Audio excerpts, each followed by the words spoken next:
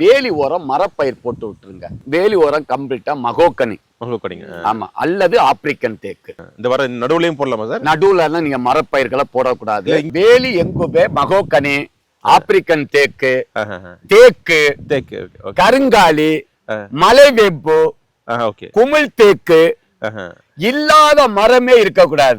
ஏன்னா நாளைக்கு உங்க பிள்ளைக்குடைய பேரை வருவான், அவனுக்கு மரங்கள் பேர் தெரியாம போயிரும், தமிழர்களுடைய அடையாளம் தெரியாம போயிரும். இன்னும் எத்தனையோ மரங்கள் இருக்கு. வேலி ஓரம் 7 அடிக்கு 1 மரப்பயிர்கள், அனைத்து மரப்பயிர்களும் வேலிக்கு உள்ள வைக்கணும். அதுதான் நவீன விவசாயத்தினுடைய 3 அடுக்கு வருமானம். ஊடு பயிர்ல வர வருமானம் வேலையாட்களுக்கு சம்பளம். நீங்க வேலையாட்களுடைய சம்பளம் இருந்து கை காசு போட்டு கொடுக்க கூடாது.